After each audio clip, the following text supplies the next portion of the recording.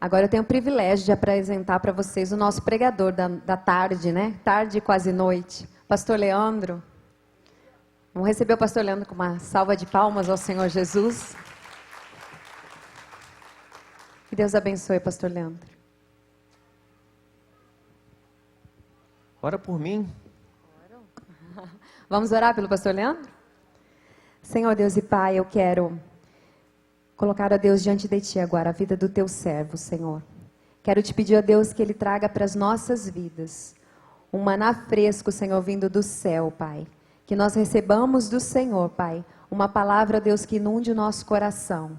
E que nós saiamos daqui nessa tarde, Senhor, quase noite, cheios, ó Deus, do Teu Espírito Santo e do Teu poder, Pai. Usa o Teu servo, Senhor, que ele seja a Tua boca aqui nesse lugar, nessa noite. Em nome de Jesus. Amém. Obrigado, glória a Deus. Esse relógio aqui está certo? Bom, alguém me ajuda aí com o horário.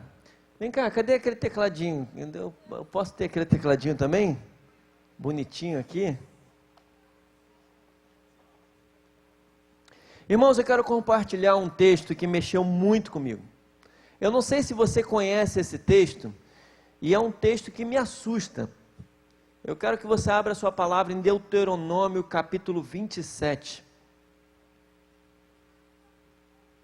Deus pediu algo a Moisés, e Moisés falou isso para o povo, e na verdade quem executou foi Josué. Moisés declarou que o povo de Israel, quando chegasse na terra que mana leite e mel, eles deveriam andar perto da cidade de Ai, e eles encontrariam dois montes muito parecidos. Um dos montes é o Gerizim, e o outro monte é o Monte Ebal. Vocês conhecem esse texto? Abre a sua palavra aí. Deuteronômio 27. Eu uso a versão NVI, gosto muito, eu prefiro ela. A nossa igreja tem usado a NVI. Então, se você quiser comprar e andar mais ou menos na mesma tradução, você pode caminhar com a gente com a NVI. Diz assim: Moisés, acompanhado das autoridades de Israel, ordenou ao povo: obedeçam toda essa lei que hoje eu lhes dou. Quando vocês atravessarem o Jordão e entrarem na terra que o Senhor, o seu Deus, lhes dá, levantem algumas pedras e pintem-nas com cal, escrevam nelas todas as palavras dessa lei. Assim que tiverem atravessado, ao entrar na terra que o Senhor, o seu Deus, lhes dá, terra onde manam leite e mel, como o Senhor, o Deus dos seus antepassados lhe prometeu, e quando tiverem atravessado o Jordão, levantem essas pedras no Monte Ebal. Preste atenção, precisa guardar isso. As pedras são levadas para o Monte Ebal. Ok. Como hoje lhes ordeno, e pintem-nas com cal. Construam ali um altar ao Senhor, o seu Deus, um altar de pedras. Não utilizem ferramenta de ferro nas pedras. Façam um altar do Senhor, o seu Deus, com pedras brutas, e sobre ele ofereçam holocaustos ao Senhor, o seu Deus. Ofereçam também sacrifício de comunhão, e comam e alegrem-se na presença do Senhor, o seu Deus. E nessas pedras que levantarem, vocês escreverão com bastante clareza todas as palavras dessa lei. Verso 9. Então Moisés, tendo ao seu lado os sacerdotes levitas, disse a todo Israel: façam silêncio e escute, ó Israel. Agora você se tornou o povo do Senhor, o seu Deus. Obedeça ao Senhor, o seu Deus, e siga os seus mandamentos e decretos que hoje lhe dou. No mesmo dia, Moisés ordenou ao povo: quando vocês tiverem atravessado o Jordão, as tribos que estarão no monte Gerizim para abençoar o povo serão Simeão, Levi, Judá, Issacar, José e Benjamim. E as tribos que estarão no Monte Ebal para declarar maldição serão Ruben, Gade, Aser, Zebulon, Dan e Naftali. Até aqui. Que texto esquisito. Você não acha esse texto estranho? Moisés está indo para a última parte do Pentateuco, capítulos finais de Deuteronômio, e ele vem e dá uma ordem super estranha ao povo. Ele diz para o povo: vocês vão chegar num lugar próximo à cidade de Ai, terão 2 montes lá, o Monte Ebal e o Monte Gerizim. Pegue o povo e divida o povo em 2 grupos. O grupo dos 6 tribos estarão no Monte Gerizim, 6 tribos estarão no Monte Ebal. Se você quiser dar uma olhada onde acontece isso, de verdade, aqui é só uma ordem. Josué capítulo 8, verso 30 a 35, é quando Josué implementa isso. Eu quero que você tenha toda a cena na sua mente. De um lado tem o Monte Ebal, do outro lado o Monte Gerizim.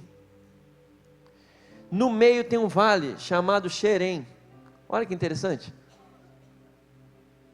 E esse vale é onde é colocado a arca do Senhor. O Monte Ebal e o Monte Gerizim são 2 montes muito parecidos. Eles são muito conhecidos quase como irmãos gêmeos. Eles têm mais ou menos a mesma altura, eles têm mais ou menos a mesma distância. São 2 montes onde eles formam um tipo de anfiteatro. O que você fala num monte ecoa no outro. O que tinha de diferente no Monte Ebal e o Monte Gerizim? O Monte Gerizim, ele tinha árvores plantadas. Apesar de eles serem muito parecidos, tinha toda uma plantação, árvores, gramas, no Monte Gerizim. E o Monte Ebal é desértico. Não existe nada no Monte Ebal. Deus vira para o povo e fala: olha, 6 de vocês vão ficar no monte, que é um monte que tem vida, e 6 de vocês vão ficar no monte que é deserto. Os do monte de vida anunciam bênção sobre o povo. Os do monte desértico anunciam maldição sobre o povo. A grande pergunta que eu quero fazer para você é a seguinte, e é isso que eu quero que você guarde: de que lado você está?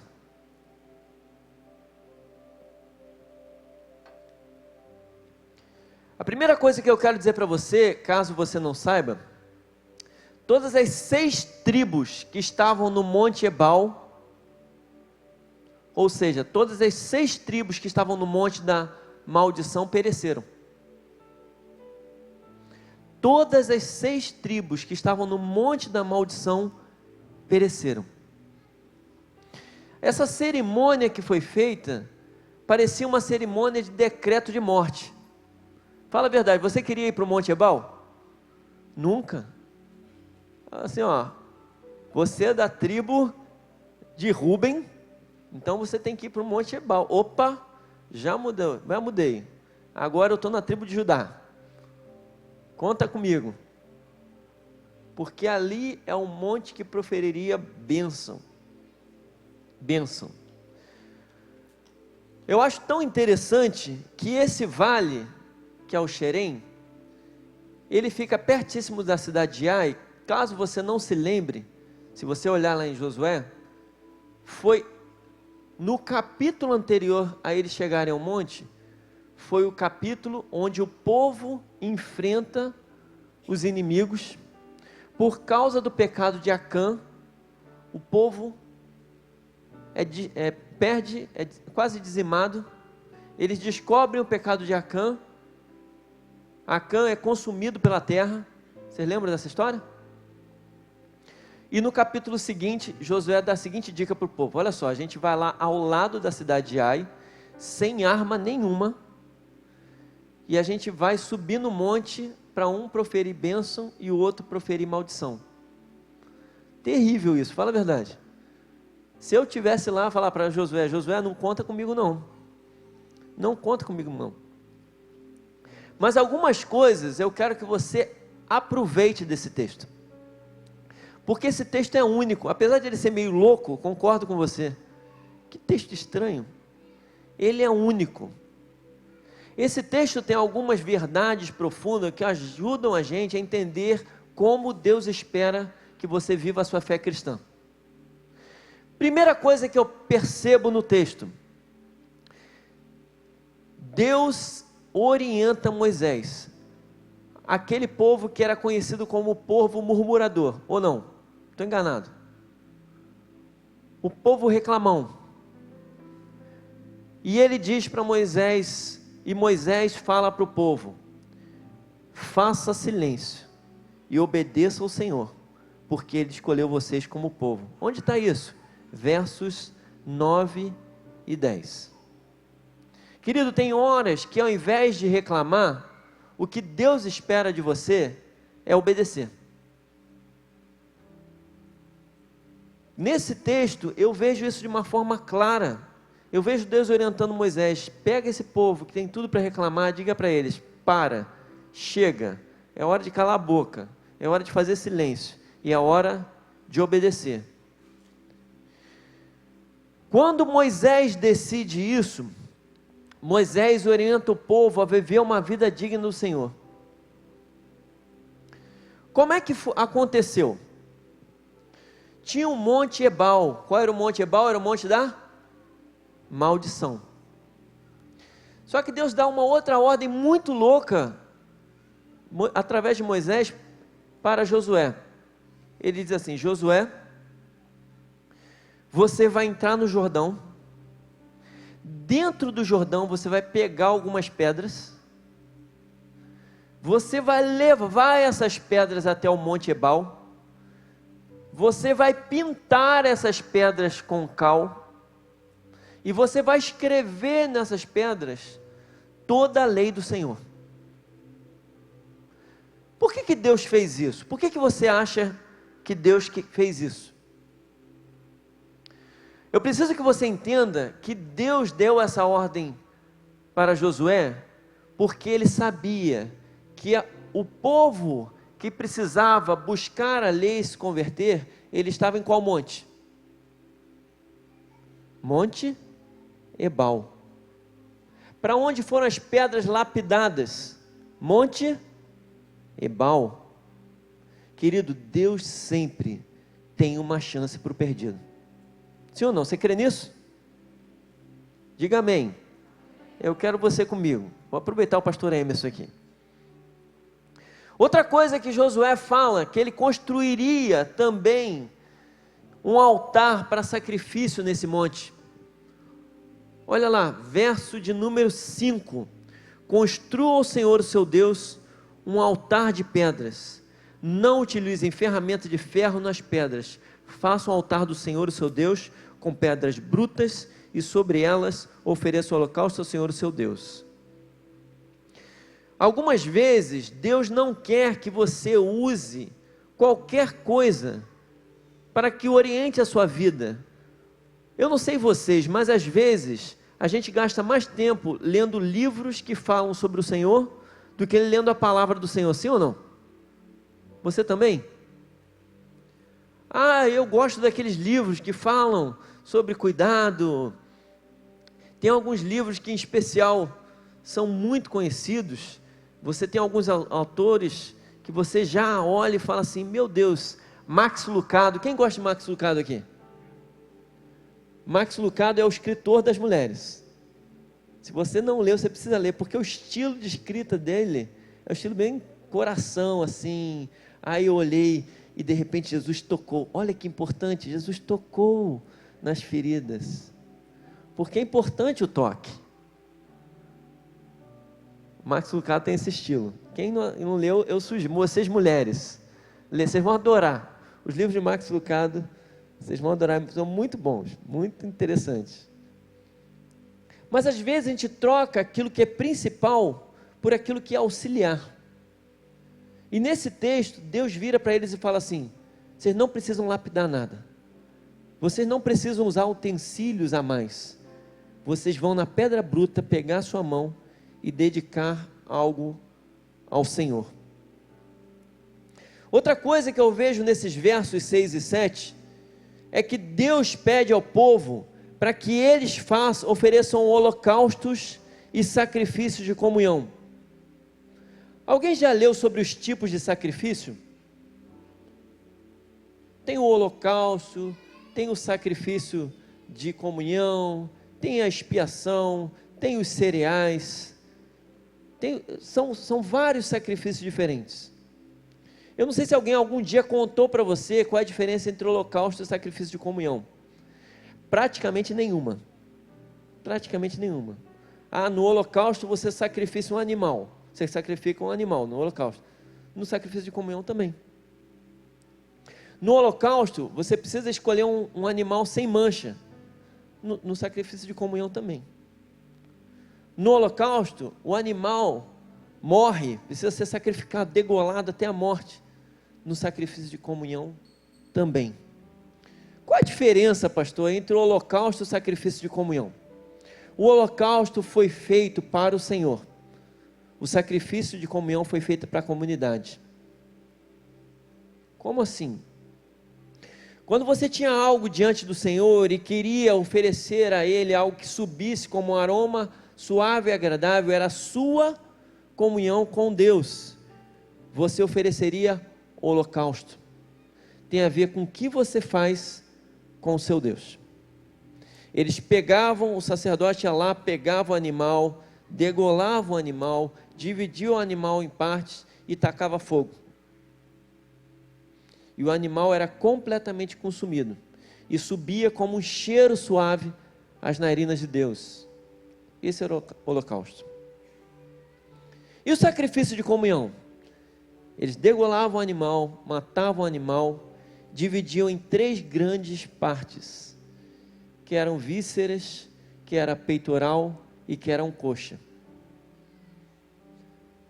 Essas 3 partes se dividiam para o Senhor, para os sacerdotes e para quem ofereceu comunhão. Por que isso é importante, pastor? Por que isso é importante para mim?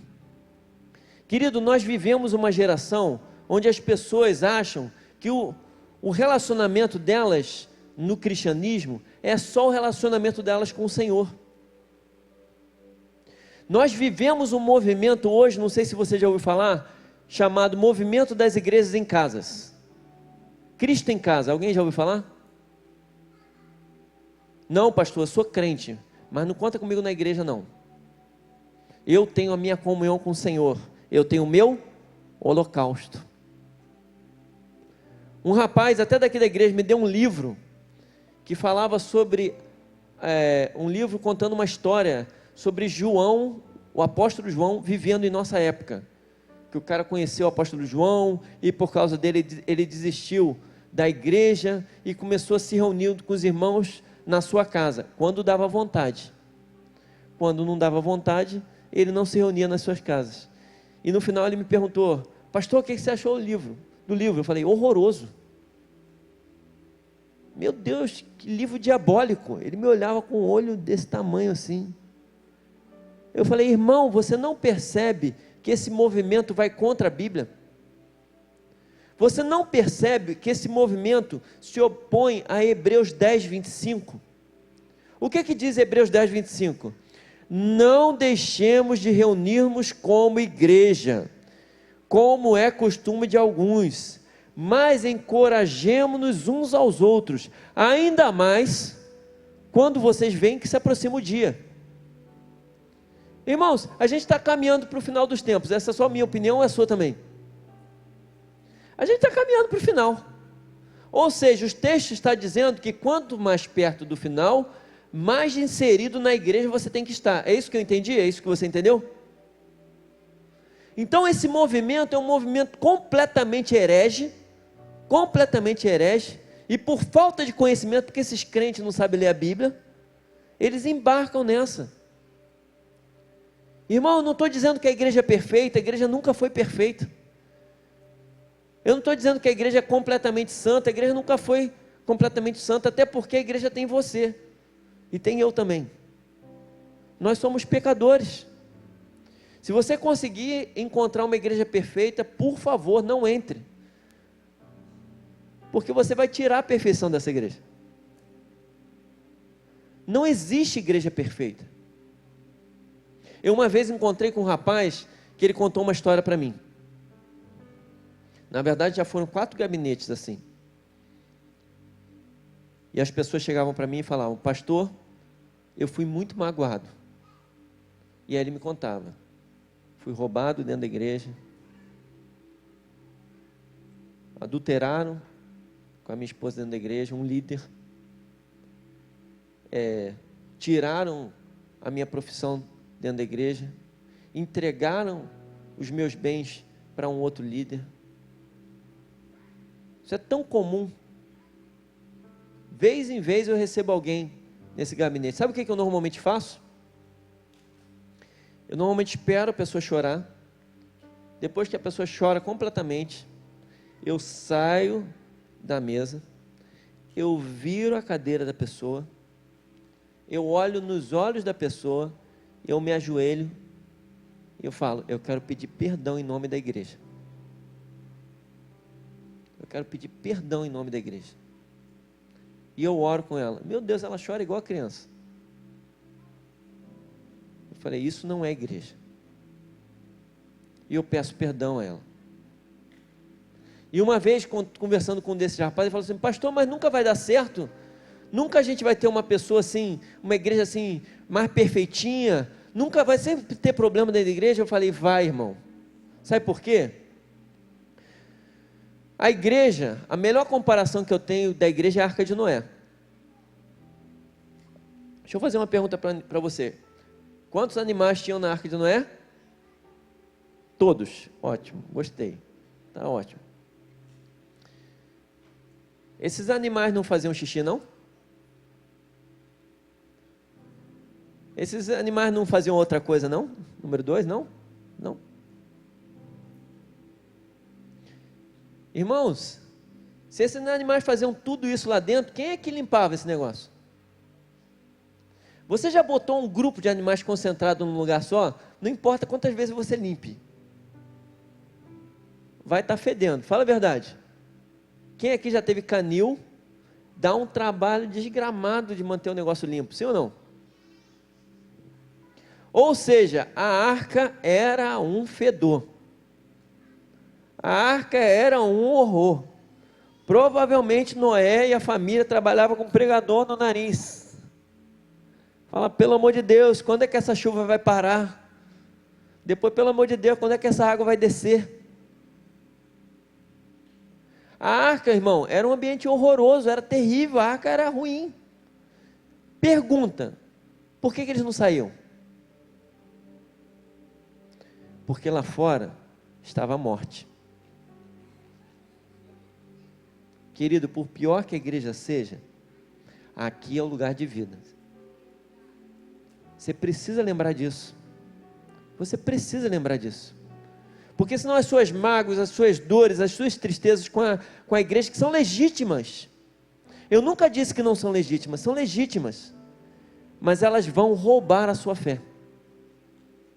Vão roubar o seu coração. Vão tirar você do foco. Eu tenho irmãos que frequentam essa igreja há 2 anos. Há 2 anos. Eles vieram de uma outra igreja onde eles trabalhavam desesperadamente. Eles estão vindo na oração de manhã. Ontem eles viraram para mim e falaram assim: pastor, agora eu entendi que eu tenho que trabalhar para o Senhor mesmo. Eu não posso fugir disso. Eu tinha medo da igreja, mas agora eu estou aberto. Gente, aquilo ali mexeu comigo. Imagina um casal com potencial. Imagina um casal que sabe falar, sabe cuidar, ama profundamente. Um casal que tudo que eles metem a mão prospera. E um casal que foi destruído pela igreja. Nós temos muitos desses daí. Às vezes um está aqui, sentado aqui. Ou às vezes não é você, às vezes é o seu parente que não quer vir mais à igreja. O que mais que eu aprendo nesse texto? Querido, uma palavra que eu tenho para você é: tenha certeza de estar do lado certo. tenha certeza de estar do lado certo. As pessoas, as 6 tribos que foram para Ebal, se elas soubessem que Ebal era um monte que ia matar todo mundo, você acha que elas iriam? Elas só foram para Ebal porque elas não conheciam o que era Ebal. Elas não entendiam o que era Ebal. Sabe por que o povo perece? O povo perece porque não tem conhecimento. Existe uma lei de Deus, uma palavra de Deus, ela já foi escrita. Ela já foi escrita. Ela já está aqui. E existe um povo completamente ignorante da palavra de Deus. Eu fui numa igreja, irmãos. Eu visito várias igrejas. Eu conheço igrejas que não são batistas. Tudo que é igreja você possa imaginar, eu já visitei. Eu fui missionário 8 anos e visitei milhares de igrejas. E numa dessas igrejas, o pastor foi do microfone e falou assim: irmão, agora todo mundo profetiza sobre a vida de todo mundo. Gente, eu tenho um medo desesperador de profecia, porque toda vez que você profetiza, a palavra de Deus está sendo liberada. Se aquilo que você fala não é a palavra de Deus, você está debaixo da condenação de Deus, porque você tomou o nome dele em vão. Então, quando a pessoa fala assim, todo mundo profetiza, eu falei, meu Deus do céu. Quando eu olho para o lado, está uma senhorinha com cara de cachorro que caiu da mudança. Sabe aquela pessoa que está esperando alguma coisa? Eu falei, meu Deus, eu vou matar essa mulher. Se eu não falar nada, eu vou matar ela. E aí eu falei, eu profetizo sobre você toda sorte de bênçãos espirituais nas regiões celestes. Ela chorava. Eu só não disse para ela que isso já tinha sido prometido na Bíblia. Qual era o problema dela? Falta de conhecimento. Irmãos, muitas pessoas, até mesmo dentro da igreja, vão para o inferno por falta de conhecimento. Quando a Bíblia fala que cresceriam juntos o joio e o trigo, é porque eles cresceriam juntos no mesmo lugar. E não pode arrancar o joio do trigo, porque eles estão num ambiente que é um ambiente de fé. Se você arrancar o joio, corre o risco de você arrancar junto o trigo. Então, no meio dessas cadeiras, querido, eu quero dizer para você que cresce trigo, mas também cresce joio.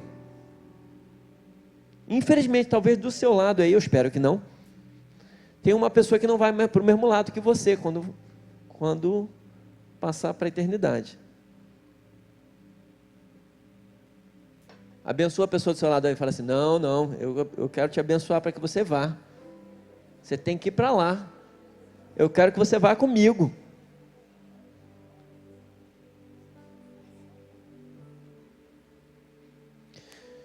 Querido, Deus não é um Deus de destruição. Deus é um Deus de bênção. Deus é um Deus de amor e Deus é um Deus de misericórdia. Preste atenção no que Deus fez. Deus fez 2 montes. O monte do certo e o monte do errado. Deus decidiu colocar a lei dele, para que o povo seguisse a lei dele. E ele, ao invés de escolher o monte onde as pessoas que estavam sendo fiéis a ele estavam, qual monte que ele escolheu? O monte Ebal. Deus escolheu colocar a lei dele no monte da maldição. Para quê, querido? Para que as pessoas olhassem para a lei e falassem, eu não estou de acordo com essa lei, deixa eu mudar de monte.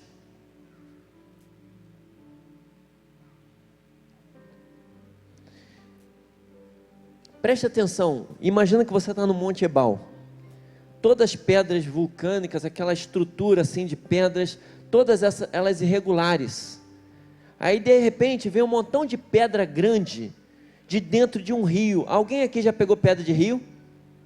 Você já percebeu que todas elas são arredondadas? Que a água vai batendo e vai alisando, vai alisando. Uma vez eu estava na África, num projeto missionário em Cabo Verde. Estive lá em Cabo Verde. E tinha uma praia que não tinha areia. era uma ilha vulcânica, então só tinha pedra, era lindo, gente, aquelas pedrinhas redondinhas assim, só tinha um problema, quando você entrava na água, você tinha que entrar quando a água estava voltando, porque se você entrasse quando a água tinha vindo, vinha um montão de pedra no seu joelho, rebentava a sua perna. Mas eu fui pegando as pedras, eu trouxe algumas, de Cabo Verde eu trouxe pedras, eu trouxe pedra vulcânica, depois eu mostro para vocês, é bem interessante. Eu vou fazer uma pregação sobre isso, sobre pedra, decora aí. Eu vou pregar um dia sobre pedras.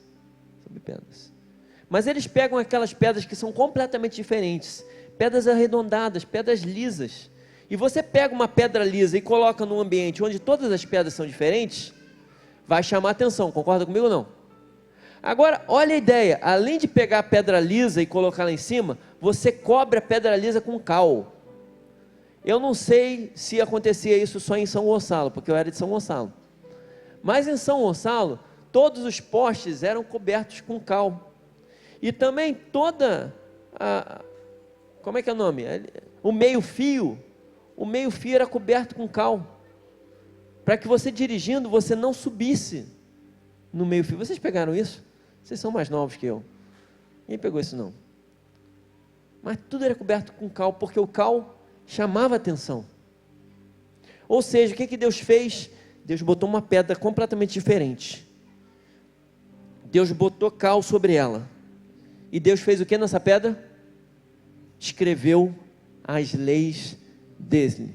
Você tem entendimento de como Deus se preocupa em que o povo perdido seja recuperado?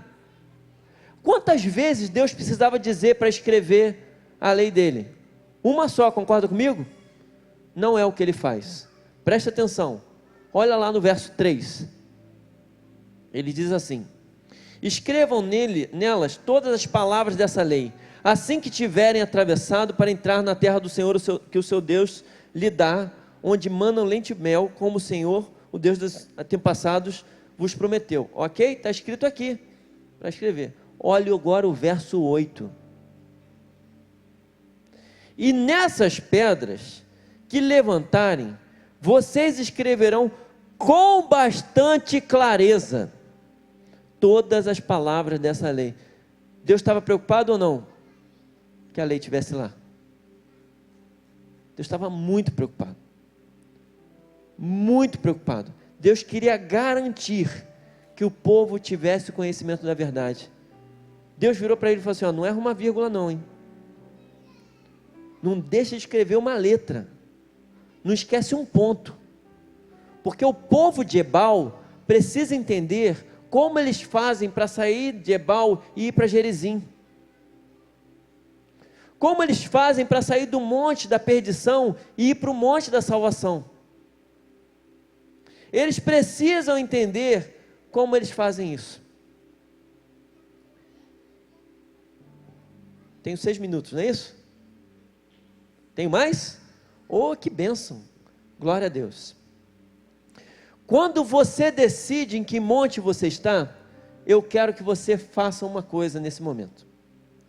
Eu quero desafiar você a lembrar de todas as pessoas da sua família que você acha que estão no monte Ebal. Você vai fazer uma lista mental, ou você vai escrever num papel, e você vai dizer: meu Deus, essas pessoas aqui, Senhor, elas estão no monte Ebal, e o seu clamor diante de Deus é você decidir e pensar: como eu vou botar as pedras da lei diante de quem está em Ebal? Como eu vou pegar e anunciar as pedras da lei a quem está em Ebal? Como eu vou levar eles ao conhecimento e entendimento que eles estão no caminho errado, eles estão no monte errado, eles estão no monte da perdição? Queridos, eu tenho aqui esposas que elas estão no monte Gerizim, mas os maridos estão no monte Ebal, sim ou não? Eu tenho aqui mães e pais que estão no monte Gerizim, mas os filhos estão no monte Ebal, sim ou não? Eu tenho aqui filhos Eu tenho aqui parentes que eles estão no Monte Gerizim, mas a família está no Monte Ebal.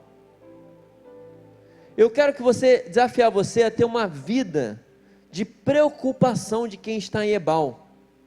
Porque, querido, não adianta, quem ficar em Ebal vai morrer. Quem permanecer em Ebal vai morrer. Não existe nenhuma outra opção. O que Deus fez? Deus deu uma ilustração da salvação em 2 montes. O que ele disse é: os perdidos estão no Monte Ebal. Eu vou anunciar a salvação no Monte Ebal, colocando a minha lei escrita lá. Quando eles virem a minha lei, o processo é: eles precisam decidir sair do Ebal e andar até Gerizim. Mas para eles saírem do Ebal e chegarem a Gerizim, primeiro eles precisam passar por Xerém, onde está a arca do Senhor. Caso você não saiba, a arca do Senhor é Cristo. A arca do Senhor é Cristo. Qualquer um dos nossos queridos que estão em Ebal, eles precisam reconhecer que a vida dele é vida de pecado. Eles são pecadores mesmos. Eles precisam olhar para Gerizim e falar: eu quero chegar lá e passar através de Cristo, para que Deus os transporte de Ebal para Gerizim. Eu quero desafiar você a ter uma vida de oração e clamor. Eu quero desafiar você a pensar na sua família. Eu quero desafiar você a pensar nos seus vizinhos, nos seus parentes, e não desistir deles. Na mente você tem que estar firme dizendo, declarando: meus parentes não vão ficar no Ebal. Eu vou levá-los a Gerizim. Eu não quero ninguém no Ebal. Eu quero todo mundo no Gerizim. Eu quero levá-los ao conhecimento do Evangelho. Eu quero levá-los a transpassar pela fé em Jesus. Eu quero levá-los a aceitar a Cristo. E eu quero garantir que eles vão viver em Gerizim. Essa é a declaração que eu quero que você faça diante do Senhor. Esse é o momento que eu quero que você tenha diante do Senhor. Eu queria tirar 5 minutos, eu posso? 5 minutos para orar? Se nesse momento isso tocou você, e não é você ainda, mas algum parente seu, que você percebe que está no Ebal, e você quer ajudar a transportá-lo do Ebal para Gerizim, eu queria que você ficasse de pé. Eu quero pedir uma unção toda especial de Deus sobre a sua vida. Toda especial de Deus. Eu quero pedir uma graça única, sobrenatural. Queridos, tem hora que a gente anuncia o Evangelho e parece que não faz diferença nenhuma, sim ou não? Tem hora que a gente anuncia as palavras de Deus, não faz diferença nenhuma, sim ou não? Só que quando eu leio Atos 2, quando eu leio Atos 5, a palavra de Deus diz que Deus gerou uma simpatia tal nos cristãos, que eles atraíam os não cristãos, e todos os dias eram acrescentados aqueles que iam sendo salvos. Não é isso que o texto fala? Eu quero pedir de Deus unção de simpatia para você. Não era uma simpatia qualquer, era algo especial. Fala a verdade. Meu Deus, o que é isso? Como é que é assim? Eles se aproximavam, eles falavam alguma coisa, e as pessoas decidiam sair do judaísmo e virar cristão. Pesado demais, querido. Só uma unção especial de Deus, fala a verdade. Então eu quero abençoar você. Senhor, em nome de Jesus. Senhor, o Senhor fala na tua palavra, que quando pedimos segundo a sua vontade, nós cremos que o Senhor nos ouve. E se sabemos que o Senhor nos ouve em tudo que lhe pedimos, temos a convicção de que já recebemos o que lhe pedimos. 1 João capítulo 5, 13 e 14. Então, Senhor, essa oração não é uma oração nossa, é uma oração sua. Porque o maior interessado em que as pessoas conheçam o Senhor é o Senhor mesmo. O maior interessado de atrair as pessoas ao Senhor é o Senhor mesmo. Senhor, então gera sobre nós uma unção única, uma unção especial, algo sobrenatural, algo que caiu sobre a cabeça dos primeiros cristãos, em Atos 2, em Atos 5, que gerou neles uma simpatia tal, que atraía pessoas a Ti. Senhor, faz de nós tão parecidos contigo, tão parecidos com Cristo, que as pessoas sintam o cheiro do Evangelho, o cheiro de Cristo, e elas se sintam atraídas pelo Senhor. Senhor, em nome de Jesus, declara sobre o teu povo uma bênção toda especial, uma unção toda especial, que eles já vejam nessa semana o resultado daquilo que o Senhor quer fazer através deles, em nome de Jesus, amém, amém. Você pode se assentar, querido? A última coisa que eu quero falar: pastor, qual o benefício? Tá bom, ok, eu já sei que o Baal é mau, que morre e tal, mas não tem promessa nenhuma quem vai para Gerizim? O que tem? Qual é a vantagem de ir para Gerizim? Qual a vantagem? Deuteronômio capítulo 26, verso de número 19. Diz assim: Ele declarou que lhes dará uma posição de glória, fama, honra, muito acima de todas as nações que Ele fez, e que vocês serão um povo santo para o Senhor, para o seu Deus, conforme Ele prometeu. Querido, Deus nunca nos deixa sozinhos. Eu fico assim impressionado com Deus, porque Ele pega pecadores, transforma em santos, e não só transforma em santos, transforma em salvos, não só transforma em salvos, como transforma em ungidos. Nós somos sacerdócio real, nação santa, nós somos povo exclusivo de Deus, nós somos aqueles que têm uma unção especial de Deus, o dunamis de Deus está sobre nós. Atos 1:8, o dunamis de Deus está sobre nós. Deus quer te dar algo a mais, não tem só a ver com perdição e salvação, Ele declara a bênção sobre a sua vida. Se você quiser ver a história final, eu quero desafiar você a depois ler Deuteronômio capítulo 28, é lindo e é trágico. Deuteronômio capítulo 28 assim, é um texto que você vai querer ler só metade, que é um texto que diz assim: se você servir ao Senhor, se você caminhar com Ele, Deus vai arrebentar na sua vida. Poxa, Deus vai cuidar de tudo, você vai prosperar em tudo, Deus vai te abençoar demais e tal. Mas se você decidir não caminhar com o Senhor, aí Ele vem declarando maldição, maldição, maldição, maldição, maldição. Meu Deus do céu, tenho até medo. A pergunta final que eu quero falar para vocês é o seguinte: talvez tenham aqui pessoas que elas se sintam ainda no Monte Ebal. Eu queria que todo mundo fechasse os olhos. Talvez tenham pessoas aqui que se sintam no Monte Ebal. Talvez tenham pessoas aqui que pensam assim: pastor, eu estou entendendo, mas eu não me sinto em Gerizim.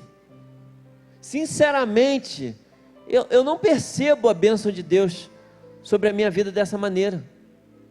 Pastor, eu estou em dúvida sobre em qual monte eu estou.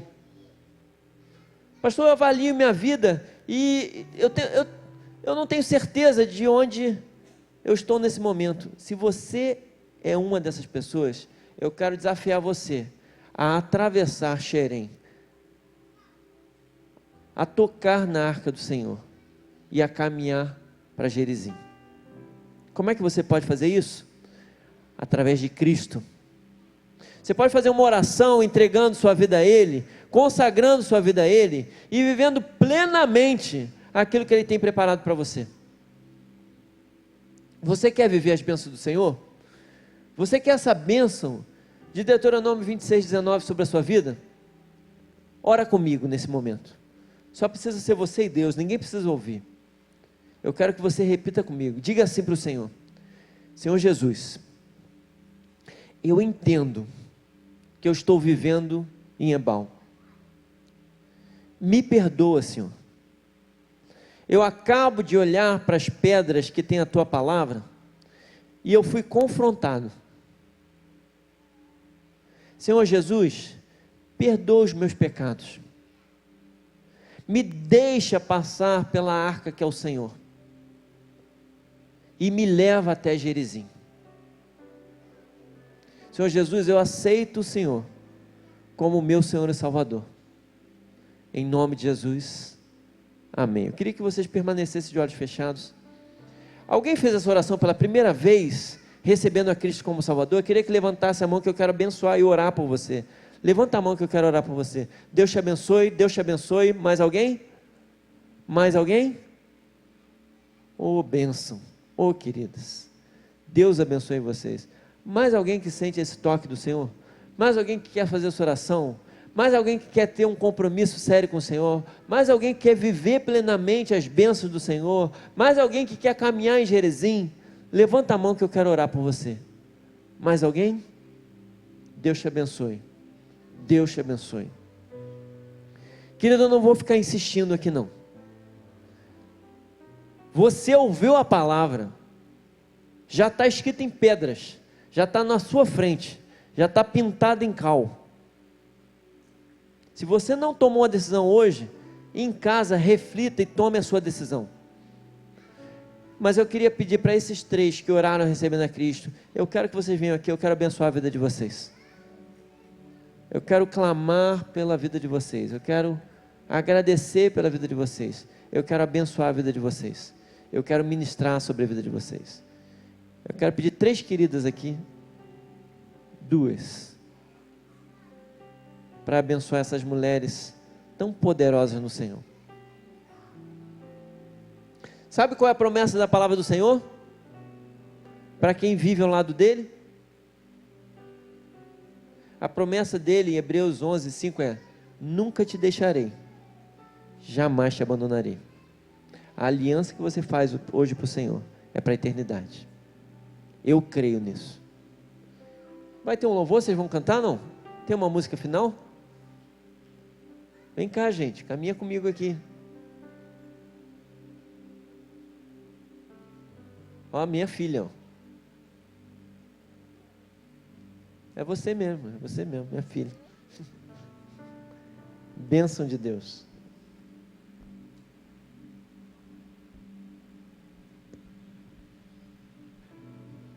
A gente vai cantar uma canção, eu vou abençoar vocês e a gente vai liberar. Tem mais alguma palavra? E a gente vai liberar vocês. 7h30 começa o culto, é isso? Então tá bom, vai lá, faz um lanche e volta aqui.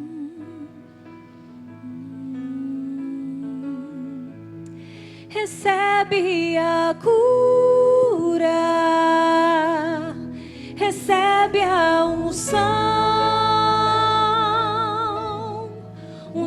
de ousadia, unção de conquista, unção de multiplicação. Recebe a cura, recebe a unção de ousadia, unção de conquista, unção de multiplicação. Recebe a cura, recebe a unção de ousadia, unção de conquista, unção de multiplicação. Aleluia. Queria pedir para vocês ficarem de pé. Estende a mão para cá, nós vamos abençoar essas 2 queridas no Senhor. Senhor, eu te louvo por cada pessoa que se entrega plenamente ao Senhor. O Senhor diz na tua palavra que é uma festa, há uma alegria no céu, há uma algazarra no céu, quando um pecador se converte. Senhor, que festança. O Senhor está dizendo: estou muito feliz, mais um filho se aproxima, mais um vem para o monte que eu quero. Abençoa essas queridas e proteja a semana delas, para que nada roube a fé que foi colocada no coração delas. A semente foi plantada, mas nós queremos que ela gere frutos, que ela caia em boa terra e que ela frutifique.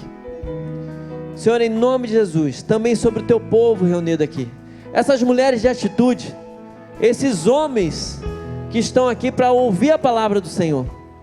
Senhor, eu quero declarar sobre a vida deles uma bênção especial do Senhor, um zelo especial do Senhor.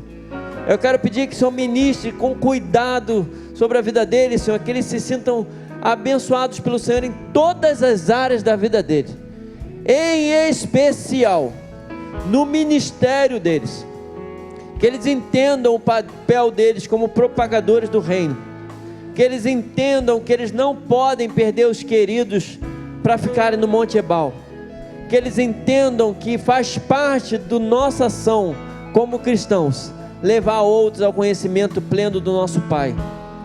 Senhor, em nome de Jesus, abençoa cada um aqui, e que o amor de Deus Pai, a graça de nosso Senhor Jesus Cristo, a comunhão e as consolações do Espírito Santo estejam sobre todas essas mulheres de atitude e esses homens de atitude, em nome de Jesus, amém e amém. Vá em paz.